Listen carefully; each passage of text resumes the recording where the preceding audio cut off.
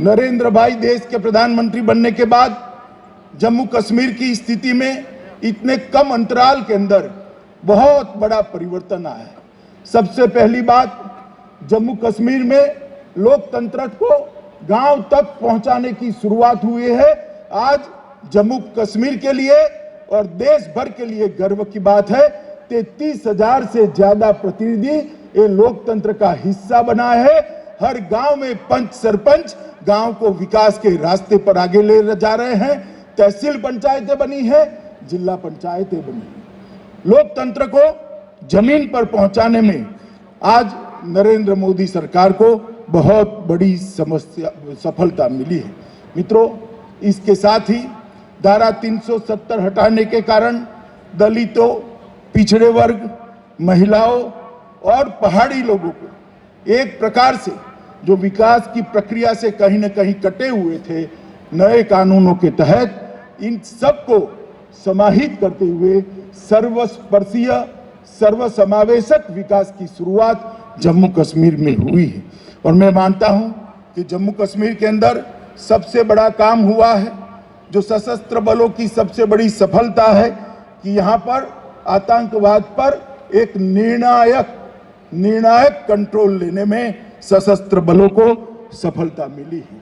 औद्योगिक विकास भी देश की आजादी से लेकर अब तक जितना इन्वेस्टमेंट जम्मू कश्मीर में आया है, हमारे एलजी साहब यहाँ बैठे हैं, मैं उनको बहुत मनोज जी को बधाई देना चाहता हूं कि 33,000 करोड़ से ज्यादा का इन्वेस्टमेंट जम्मू और कश्मीर के अंदर जमीन पर उतारने में जम्मू कश्मीर प्रशासन को सफलता मिली है।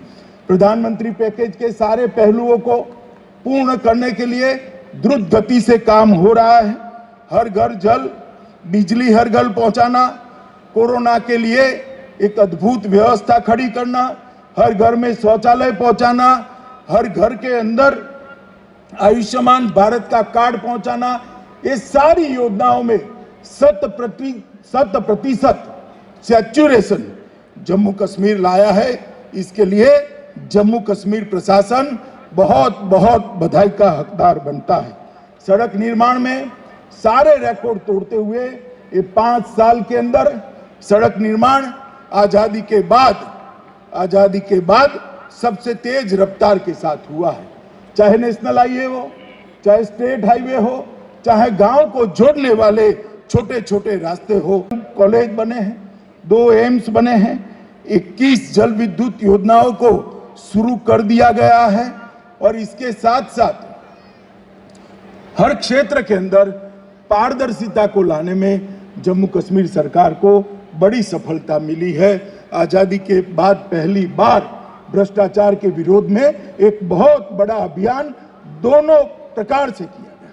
भ्रष्ट लोगों को नसीहत करने का भी अभियान लिया गया और सिस्टम के अंदर से, प्रशासन के अंदर से भ्रष्टाचार कैसे नाबूद हो, इसके लिए भी एक बहुत बड़े बदलाव करने का काम जम्मू कश्मीर प्रशासन ने किया है। मैं आज इस मंच पर से जम्मू कश्मीर प्रशासन को भी बहुत बधाई देना चाहता हूं। मित्रों, मैं सीआरपीएफ पर हमेशा गर्व करता हूं, पूरा देश गर्व करता है। आज सीआरपीएफ का स्थापना दिन है। ये 3,25,000 जवानों का समूह आज के दिन देश की आंतरिक सुरक्षा और देश की सुरक्षा के लिए अपने आप को पुनः समर्पित करे और सीआरपीएफ का जो ऐतिहासिक रिकॉर्ड रहा है, ऐतिहासिक कार्यकाल रहा है, इसको आगे और तेजस्विता के साथ बढ़ाने का हम सब संकल्प करें। यही आप सबसे अपेक्षा भी है और यही आप सबसे अभ्यर्थना भी है। मित्रों, फिर से एक बार 2340 जवान जो अपना सर्वोच्च बलिदान दिए हैं, उनको श्रद्धाएं।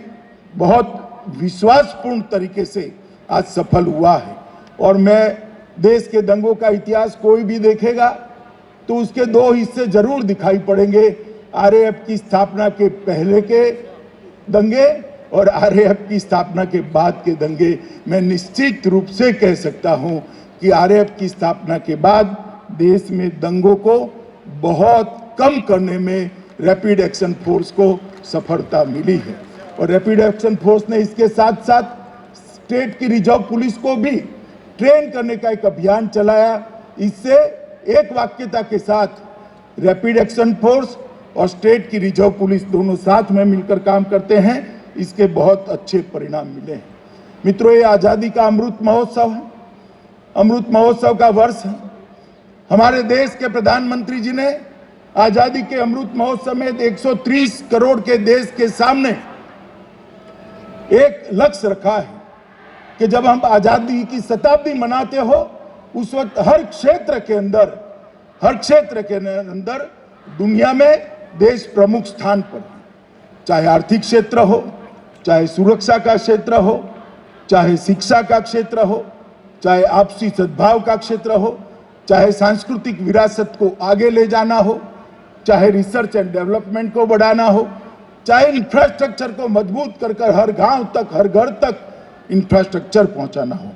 अगर ये करना है तो देश के अंदर $5 ट्रिलियन की इकोनॉमी का लक्ष्य हमारे प्रधानमंत्री जी ने देश के सामने रखा है।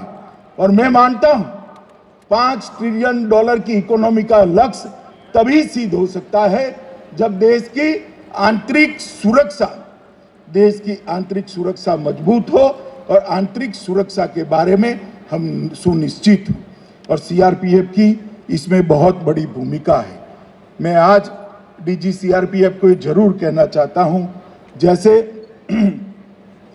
देश के अंदर हर क्षेत्र, हर इकाई अपने लक्ष्य तय कर रहा है, सीआरपीएफ भी आज़ादी के अमृत महोत्सव के वर्ष में एक शताब्दी तक के सीआरपीएफ का रोड मैप, आने वाली चुनौतियां और आने वाली टेक्नोलॉजी को, उपलब्ध टेक्नोलॉजी को और आने वाली टेक्नोलॉजी को आत्मसात करने की रणनीति दोनों बनाकर सीआरपीएफ को सबसे आधुनिक, सबसे सक्षम और सबसे इफेक्टिव सशस्त्र बल बनाएं।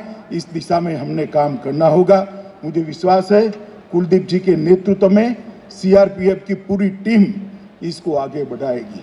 मित्रों, आज ये कार्यक्रम जम्मू कश्मीर में रखा है, तब मैं निश्चित रूप से जम्मू कश्मीर की स्थिति का भी बात करना चाहूँगा।